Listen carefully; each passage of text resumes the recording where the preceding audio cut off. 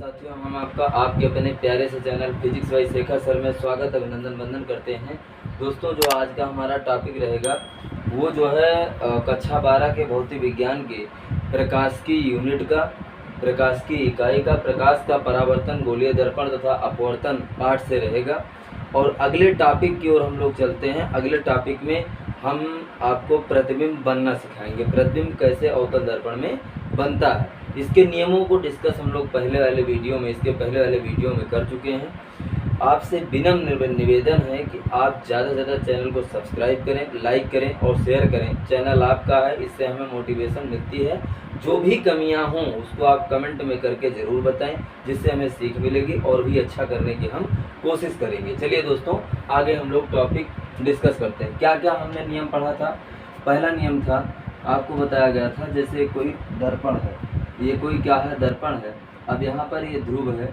जब प्रकाश किरणें अनंत से आएंगी तो दर्पण से परावर्तन के पश्चात कहाँ से जाएंगी बताओ? मुख्य फोकस से होकर जाएंगी। कहाँ से जाएंगी बताओ? मुख्य फोकस से होकर जाएंगी। कहाँ से होकर जाएंगी? मुख्य फोकस से। अरे यार, ये किरण आएगी और यहाँ से परावर्तन होगा और ढकेल देगी तो नीचे पर चली जाएगी। मतलब मुख्य फोकस से पहला नियम है कि जब अनंत से प्रकाश किरण आएगी, अनंत से आएगी, परावर्तन के पश्चात क्या होगी? वो मुख्य फोकस से जाएगी। यानी कह सकते हो कि मुख्य अक्ष के समांतर चलने वाली प्रकाश की किरणें परावर्तन के पश्चात मुख्य फोकस से होकर जाएगी। बताओ कहाँ से होकर जाएगी? तो कहेंगे मुख्य फोकस से होकर प्रकाश किरण जाएगी। और दूसरा नियम क्या है बताओ? तो दूसरा नियम आपका है, जब प्रकाश किरण होती है, अगर वो वक्रता केंद्र से होकर जा रही है। कहाँ से होकर जा रही है बताओ? वक्रता केंद्र सी से होकर जा रही है। वक्रता केंद्र कहाँ से? सी से होकर जा रही है। परावर्तन के पश्चात पुनः उसी मार्ग से क्या हो जाएगी?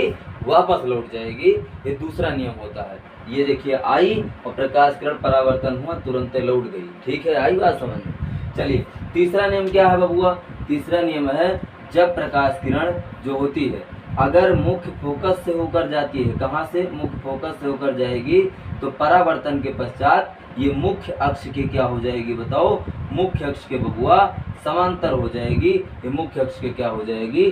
समांतर हो जाएगी। हमने आपको बताया है कि वक्रता केंद्र और ध्रुव के बीच की दूरी को मिलाने वाली सरल रेखा, मतलब वक्रता केंद्र और ध्रुव को मिलाने वाली सरल रेखा मुख्य अक्ष कहलाती है। यहाँ तक क्लियर था? आपको बताया गया था, 3 नियम बताया गया।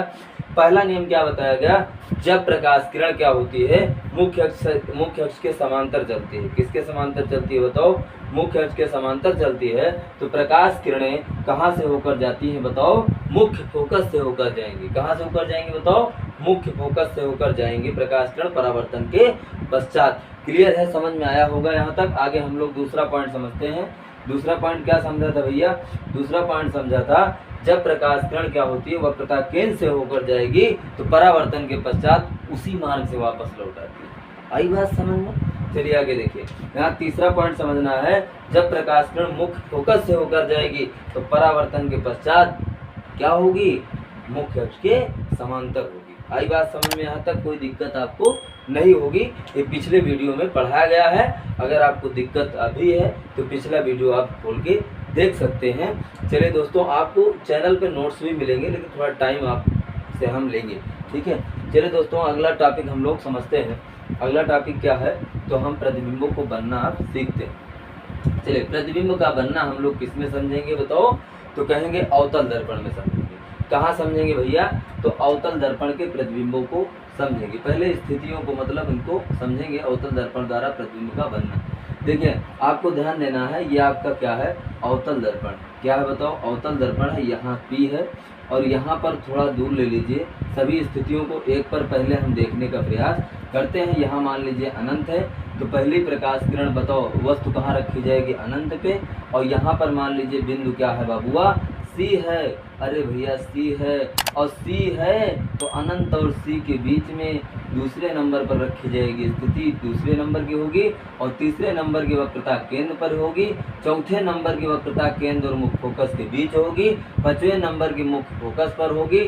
6वें नंबर की मुख्य फोकस और P के बीच होगी। उम्मीद है समझ में आया। देखो, आप अगर यहाँ से समझ लेंगे बाबू, अरे तो दिक्कत नहीं होगी। क्लियर है? यहाँ से समझ लेना है।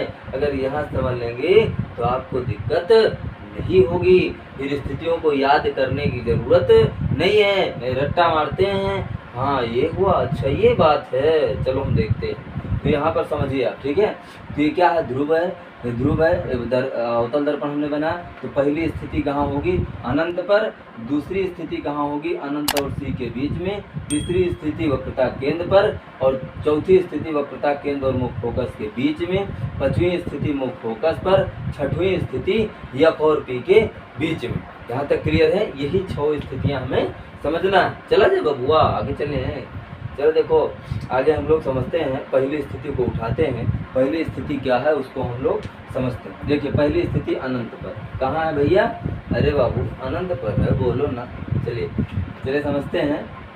यहाँ पर पहली स्थिति क्या है, देखिए पहली स्थिति क्या है, ये देखिए, ठीक है। ये आप पहली स्थिति को हम लोग समझेंगे। पहली स्थिति कहाँ है, वस्तु कहाँ पर है, अनंत पर। कहाँ पर है भैया, अनंत पर। आई बात समझ, अनंत पर है ना, अनंत पर है, सीमा नहीं है अनंत की। अरे मान लेंगे यहाँ वहाँ नहीं पता लगेगी, और भुइयाँ जो धरतिया है उसको छेद कर प्रकाश किरण निकल जाएगी, अनंत पर मिलाएंगे तो, ठीक है। मिलाने की कभी कोशिश मत करिएगा अनंत पर प्रकाश किरणें, नहीं धरती छेद के तुम कहाँ जाओगे कोई पता नहीं बाबू, समझ रहे हैं। हाँ चलिए यहाँ पर क्या होगा, पहली वस्तु कहाँ रखी जाएगी, अनंत पर। अनंत को इसी में कोई मान लेते हैं, यहाँ पर मान लीजिए प्रकाश किरण रखी गई। तो क्या होगा, ये प्रकाश किरण, अब यहाँ से जो प्रकाश किरण जाएगी, वस्तु रखी गई, यहाँ से जो प्रकाश किरण जाएगी वो मुख्य अक्ष के क्या जाएगी बताओ, समांतर जाएगी। और जब मुख्य अक्ष के समांतर प्रकाश किरण जा रही है तो हमने आपको बताया है कि मुख्य अक्ष के समांतर प्रकाश किरणें जो चलती हैं वो परावर्तन के पश्चात कहाँ से जाती हैं बताओ, कहाँ से गुजरती हैं, मुख्य फोकस से होकर। कहाँ से होकर जाती हैं, मुख्य फोकस से होकर जाती हैं।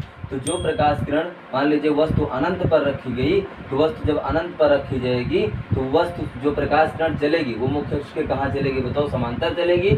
और जब मुख्य अक्ष के समांतर चलने वाली प्रकाश किरण परावर्तन के पश्चात आपको नियम बताया गया है कहाँ से जाती है बताओ, मुख्य फोकस से होकर जाएंगी। कहाँ से होकर जाएंगी, मुख्य फोकस से। जैसे समझिए, ये देखिए मुख्य अक्ष के समांतर प्रकाश किरण चल रही है, तो परावर्तन के पश्चात बताओ कहाँ से जाएगी, तो कहेंगे मुख्य फोकस से होकर जाएगी। कहाँ से होकर जाएगी बताओ, मुख्य फोकस से होकर जाएगी। अरे बबुआ आई बात समझ में, नियमों बताया गया है ना, नियम पिछली वीडियो में नहीं देखा है तो जाके समझ लो पहले, तो यहाँ आओ समझ में आएगा। आई बात समझ में। चलिए अब यहाँ तक कोई दिक्कत आपको नहीं होगी। पहली स्थिति, अब प्रतिबिंबु की स्थितियों को मतलब समझ लेते हैं। प्रतिबिंब कहाँ बन रहा है, तो प्रतिबिंब कहाँ बन रहा है भैया, एफ पर बन रहा है, एफ पर बन रहा है। और जब तक प्रकाश किरण मिलेंगी नहीं प्रतिबिंब नहीं बनेगा।